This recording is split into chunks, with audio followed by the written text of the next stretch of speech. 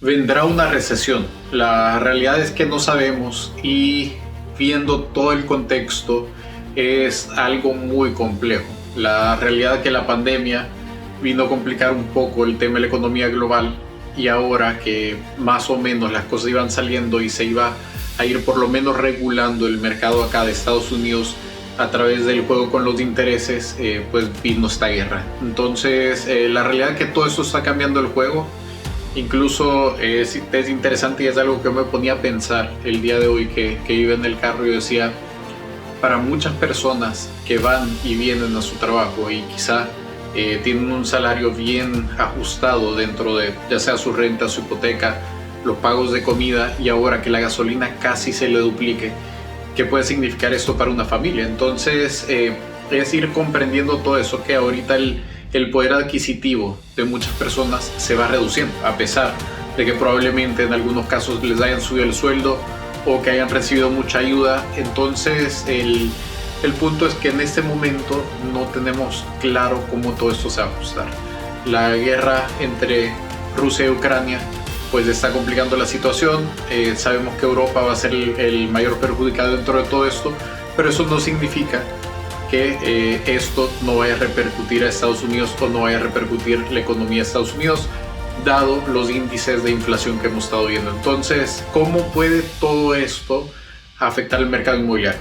La realidad es que lo puede afectar en el sentido que probablemente personas quieran en algún momento, como siempre pasa, tener que vender una propiedad porque se tienen que mover o porque hay algo que sucede o un pariente muere o hay un divorcio, hay que liquidar esa propiedad.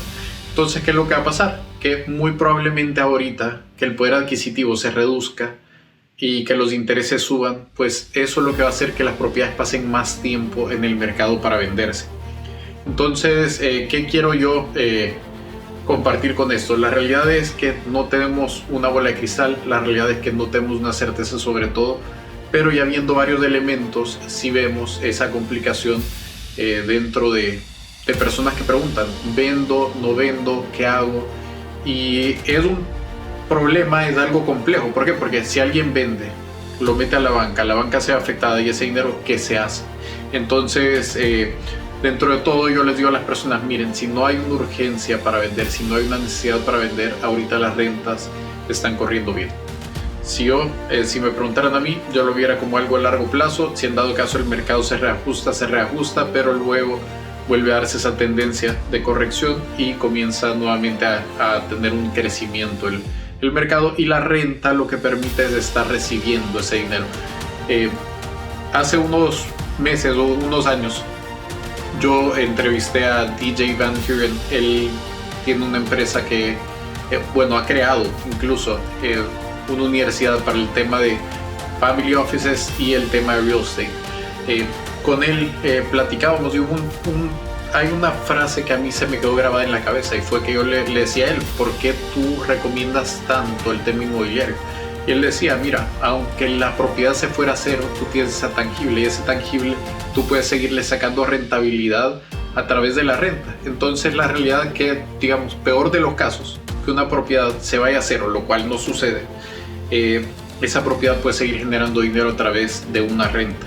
Entonces esto es bien importante el comprenderlo. Obviamente hay unos gastos porque una propiedad es tangible y hay que pagar gastos de mantenimiento y gastos de los impuestos y todo eso, pero si uno logra tener esa propiedad en ese nicho donde uno sabe que siempre va a haber necesidad y siempre va a haber gente buscando, uno está entrando en un nicho seguro. Entonces acá viene la respuesta. Si alguien me dice, quiero vender, yo le diré, ok, ¿en qué nicho tienes tu propiedad?